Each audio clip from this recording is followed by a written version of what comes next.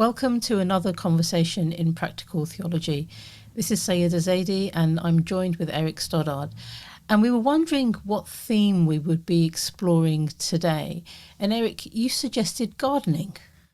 Yes, I've been doing a fair bit of gardening over the past few months and trying to make some sense of the little bit of land I have at the front of my house. I can't even call it land, it's a patch next to the carport, and then a slightly bigger patch of ground out the back that sadly is north facing. So the stuff at the front of the house is south facing. And really, after many years of neglect, trying to do something serious with it and discovering I enjoyed it far much more than I thought I would enjoy it.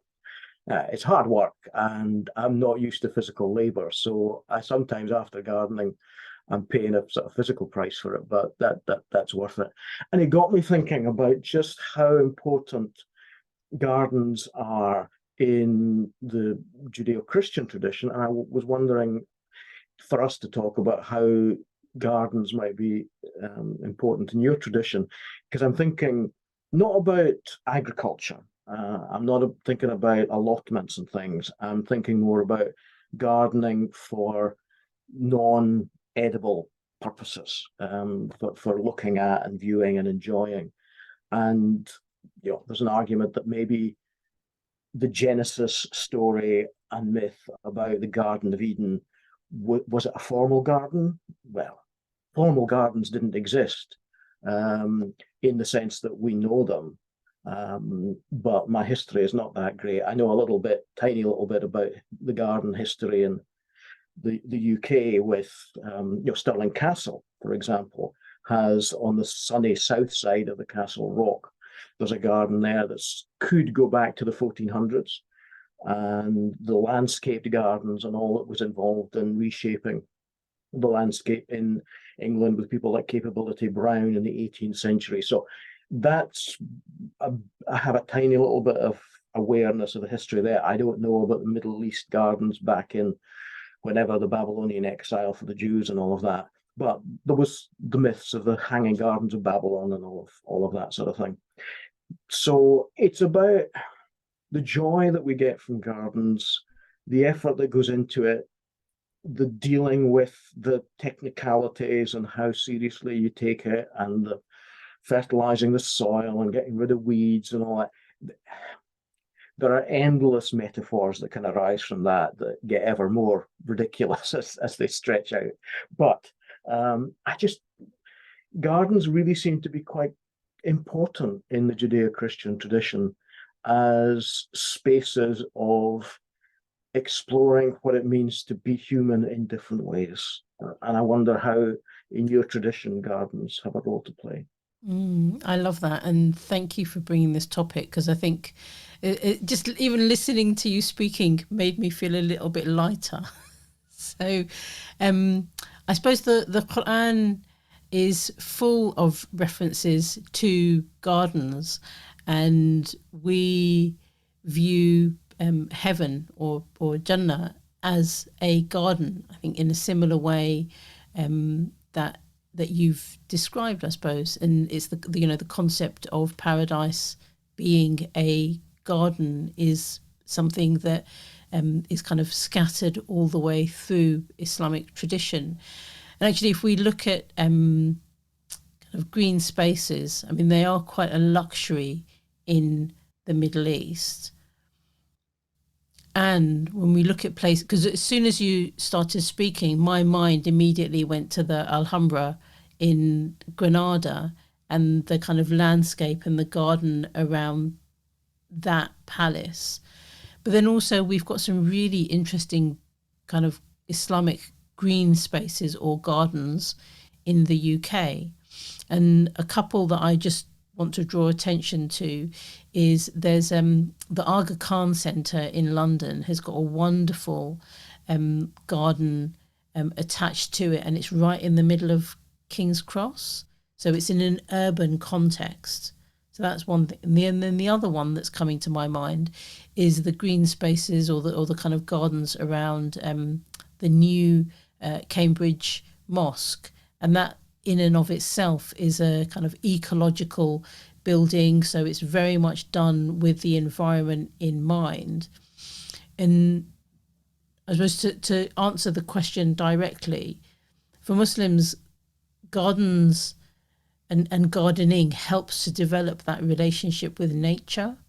Mm-hmm. And I think that's really important, because actually looking after nature, being responsible for the earth that we are in, regardless of whether it's urban or not, Mm-hmm. is very, very significant. And we have this idea that, pretty much the whole earth is a place where you can pray.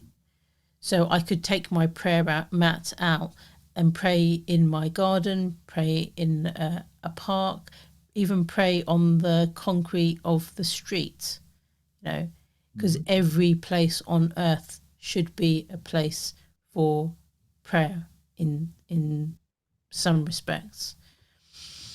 But there is something really special about that kind of act of looking after plants and nurturing them and taking care of them. And even what's coming to my mind now is the idea of just tending the soil and looking after that, and knowing in some ways that that's where we came from,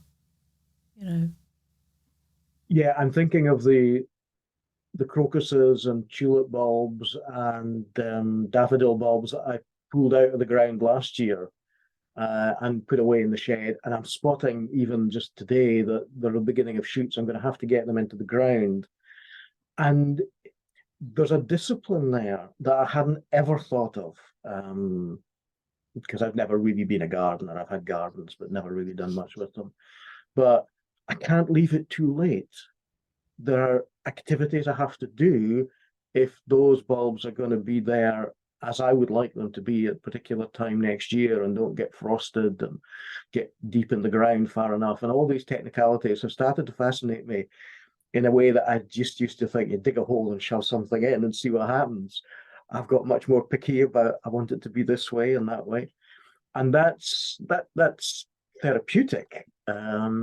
But it has given me, I like to get my hands dirty now. I used to not. I think probably as a kid, like every kid that was in amongst the mud. But I actually enjoy getting my hands dirty now. Now, there is the safety in the UK that there's very rarely anything nasty in your garden. I don't envy my people gardening in places like Australia, where you lift a bush and there's a fatally venomous snake there. That's, I'm conscious that there's different risk levels of gardening in different places, but here you can't really come to much harm. So that disciplined bit of having to do things at certain times seems to, there's a connection with the rhythm of the world, the rhythm of nature. Mm. Mm.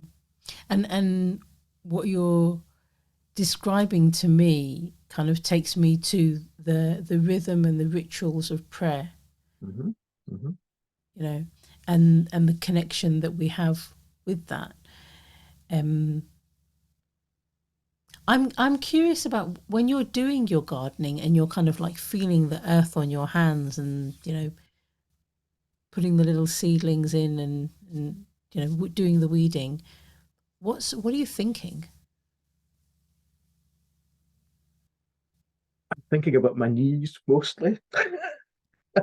It's a very physical thing, because crawling around on my knees is not something I generally do, and so I feel the muscles and the joints in a way that I don't in the rest of my daily routines, and that's often where I'm very much more conscious of my body when I'm gardening, because of just having to bend down and pick stuff up and crawl around and find ways of being comfortable doing the gardening. And that is it's a different type of connection. I'm getting a greater connection to myself, my own body and awareness, and also that connection to nature.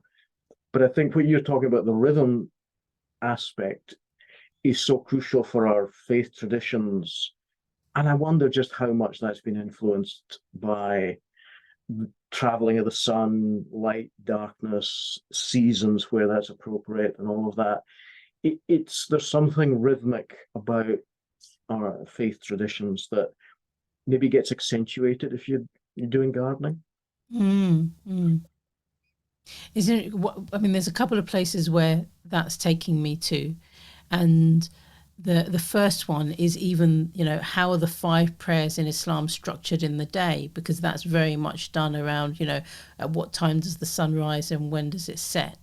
And Mhm. so in the summer, like the morning prayer can be like 2 o'clock in the morning, and the one at the end of the day, Isha, can be 10:30, 11 o'clock at night. And I will tell you, when I lived in Scotland, it's even longer, Mhm. so the fast of Ramadan, when it's in the summer in Scotland, I mean, literally you could be fasting for the bulk of the day, and there's special things around, some dispensations or some alternative ways of calculating the length of that. But at the end of the day, your connection with the rhythm of, what is happening around us in terms of the relationship between the earth and the moon and the sun, it's a daily reality, you know. Mhm. Because actually, especially the Islamic calendar is a lunar one, so the month begins when, the new moon comes in, and that's how the days of Eid are determined at the end of Ramadan and for the beginning of the Hajj period. And it's fascinating that all actually is to do with nature, even though in today's world it becomes very technical and it's kind of viewed as the, um, uh, I don't know how am I saying, it's more timetable oriented rather than connection with what is happening around us in space in some respects. And then the other place where that took me is, I remember when we lived in Egypt, one of the things that I realized is that fruit and vegetables there is seasonal. And so I love grapefruits, and the grapefruit season is very, very short. I mean, we're talking about a couple of weeks, and then you don't get grapefruits the rest of the year. And isn't that interesting that it makes you view even what you're eating in a very different way, because it's become seasonal. And I think when I look at what is available to me in Britain, Mhm. pretty much I can have whatever I want whenever I want, and that's not necessarily a good thing. Yes, that consumer provision of flying in fruits, regardless of season, so they're pretty much available all year round. That disrupts the rhythm of our engagement with our nature and provision. And yeah, I can understand why. And it's lovely to have a range of fruits, because we would be pretty limited in Scotland if we went for only the fruits that were available that could be grown naturally in Scotland. So we're very grateful for things being flown in. And of course, there are sustainability issues around all of that as well. But at the same time as the rhythm, you asked what I'm thinking when I'm gardening. I'm also thinking about the uncertainty of these. Are these seeds going to grow? I had a Mm, real disappointment. I bought a packet of a whole variety of sunflower seeds and had them all planted out. Not one of them came. gosh. I had success with other um, growing things from seedlings. I'm not sure whether I blame the birds. If I didn't put the seeds far enough under the ground, and when my back was turned, the birds went off with them, or it wasn't quite a sunny enough spot, but there was something went wrong and not a single sunflower came out. And I was really disappointed at that. And I thought, there's not a certainty. Maybe I'm just a bad gardener, but we're not in control 100% with gardening. And the weather can make such a difference. And, you could get disease in the ground, or the birds can snatch it away. And the unpredictability of that had never come to me before because I just hadn't bothered to engage with it. So rhythm, but yet unpredictability. Mm. And I'm kind of curious then about the source of the unpredictability, Mm-hmm. because in Islam we have a huge number of hadith or prophetic sayings purely focused around seeds and planting. And there's one that says, if the end of time comes, and I'm paraphrasing here, but if the end of time comes and you have a seed in your hand, plant the seed. Mm. You know, so it's the act of the planting is a source of hope. Mm-hmm. You know? And following on from that, like what when you plant the seed, whatever comes from it. So if an animal eats it, or a person eats it, or a bird eats it, actually whoever, that act of feeding that creature is a charitable gift for the person who planted the seed. Mm-hmm. And in the Judeo-Christian tradition, there's quite a bit about the success of and they're talking about farming, not about gardening, but I think we can push the analogy. If God's people follow the covenant, then God will bless their crops and their land. And if there's blight on your crops, then it's a judgment from God. Now, I personally don't buy into that particular theological understanding of God's interaction with farming or gardening, but it is a strong one in parts of the Judeo-Christian tradition. Mm-hmm. Mm-hmm. And I think, I mean, it's interesting, that perspective, and it's making me think, well, so if I was to take it literally, then the times when I've planted something in my garden and it hasn't been successful, or I've planted weeds by accident, you know what I mean? Mm-hmm. Then what's the message behind that, and is it useful for me? And at the same time, I think there is something really powerful just in knowing that how do we have hope? Mm-hmm. You know? Mm-hmm. I wonder if all of gardening actually is about having that hope. And even the weeding, I've got too many weeds in my garden, and whenever I take them out, I'm hoping they won't come back. Mm-hmm. And when I plant something, I'm hoping that it will flourish and thrive. Mm-hmm. And what's my responsibility and contribution to all of those things? Mm-hmm. I do really like that language of hope within gardening, because there's a physicality to it. There's a physicality to the hope. I'm actually planting something that looks so dead and shriveled up, and I'm hoping that that's going to be transformed into something very, very different. I'm hoping that it's going to survive the winter. I'm hoping that it's going to survive the hotter summer. I have to tend it, so I can't just sit back and hope. I've had to water the garden, and that tending of hope. Okay, it's getting quite metaphorical there, but there is something about that. Hope is not something that just can be left to its own devices. We have to cultivate hope. Mm, mm. And I really like your use of the word cultivate, because it's kind of like, we're not, to take that back to the top of our conversation, why gardening? Actually, the act, the physicality, the embodiment, the thoughts that are going through our mind. I think all of that is a kind of manifestation of hope in action. All we can do are the things that we know to do, but the result is not in our hands, and yet we continue to believe that it will grow, continue to tend, water, take time, take care even. Yeah, and it's less honourable as a reason for gardening, but I have neighbours that don't garden to an extreme degree. Let me put it that way diplomatically. And so if I can produce a little oasis of color in my street that is not otherwise, generally speaking, well gardened, there's a positive contribution to community, but there's also a little bit of competitiveness and the hope that if I do something, well, maybe it will spur neighbours on to tend their gardens as well. Hasn't happened yet, but that it's not devoid of competition. Let me put it that way.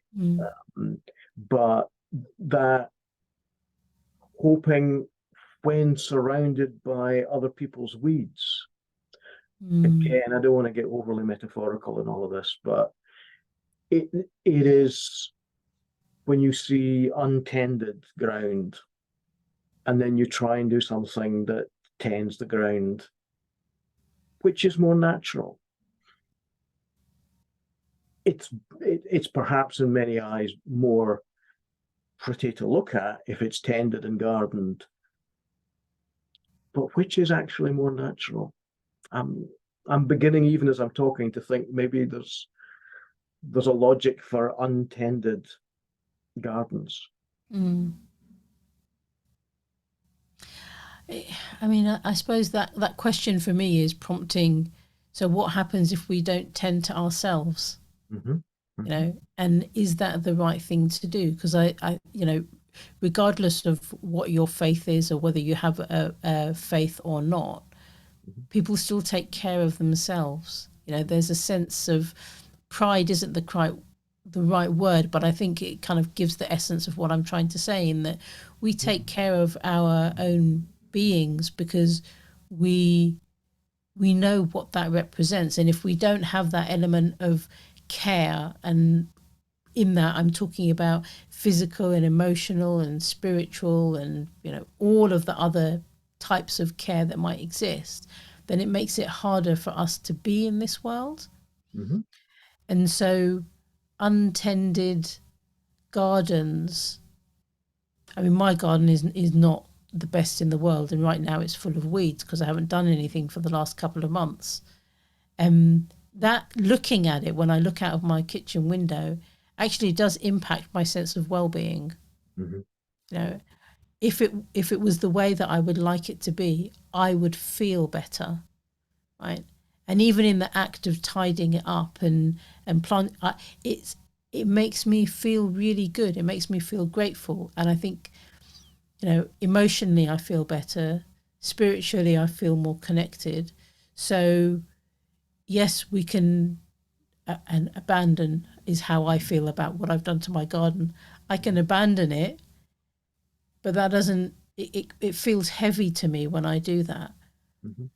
And so I think my reflection on what you shared about taking care of your garden is that it's a little bit of role modeling, actually.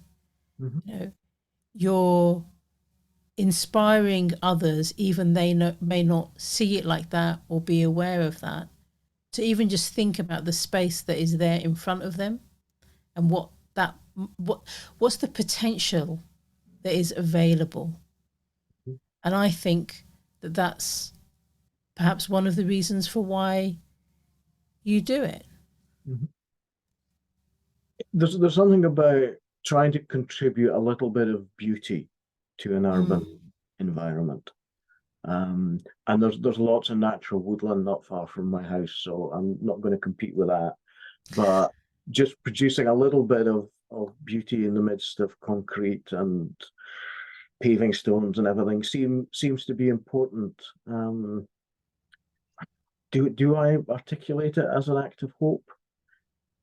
I think it's been a more subconscious thing to I wouldn't claim to be deeply theologically reflective about it, but it's been more a subconscious seeing things grow and die and grow back again, and that rhythm that takes me away from very other types of work rhythms and other life rhythms, that this is a different sort. And we are, whatever our stories of origins of human life, we are part of the universe. We're part of the earth, in some way, either literally or symbolically. We're dust, and to dust we return is one of the phrases that's used in the Christian funeral service.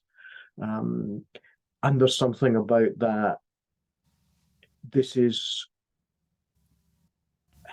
the garden is part of me, not just in a symbolic sense, but because we share the same nature, connection to nature, origins in nature. This is also part of me. The boundary between me and the garden, yes, there, of course, there's a boundary, but pondering it more deeply, it's all part of the one universe. Mm. Mm.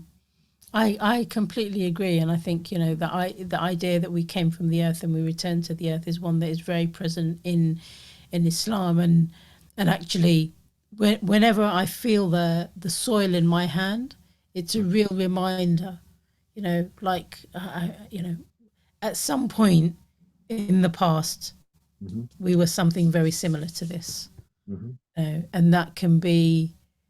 I mean, I don't focus on it too much because I think I might just freak out a little bit, but it can be Mm-hmm. quite grounding in some ways, just as a reminder Mm-hmm. to release all of the drama and the challenge and everything else that exists in the day-to-day experience of life, Mm-hmm. and enables you to kind of look down from very, very high above and just say, well, this is at some point I will return. Mm-hmm. And so therefore the time that I have in front of me now is very, very precious. And I don't recall now who it was I heard say it, but we as humans, and it's not to exclude the possibility of others, are the universe being aware of itself. It's a stunning, stunning statement. Maybe there's a sense of which I am my garden being aware of itself. That being of the stuff of the universe, and with the human capacity to reflect on that, it becomes more and more of a wonder. Yeah. And I think in times where some of us are so disconnected from the reality of climate change, I Mm-hmm. think what you're saying there is really, really significant, because if we remind ourselves about our connection to nature and the soil and the universe through our gardens, even if it's a little patch, actually, even if it's a kind of like concrete urban garden with plants in pots, it doesn't matter. I think it's the reflection that comes out of that that's the key thing. Mm-hmm. And maybe as we wrap up, we kind of invite our listeners to think about their own connections with green spaces, you know, whether it be a garden or a park or even just looking at the sky, you know, and how they might use that as an opportunity to become more aware of their own space within the universe. And in the UK, in this part of the world, we're entering well into autumn. This is the time to plant in hope. You want to see coming out in February, March, in your pot on the veranda or in the garden or whatever, that there's a practicality to hope. I love that. And what a wonderful way to end in terms of kind of sharing that invitation to explore hope, what seeds might be planted, what opportunities and possibilities are available. Thank you again, Eric, for a wonderful, wonderful conversation. I'd like to invite our listeners and our viewers to comment on any insights that they've had below. And if there's any themes or topics that you'd like us to explore, please do let us know. And we look forward to seeing you and hearing from you and sharing another conversation in practical theology. Goodbye for now. Bye bye for now.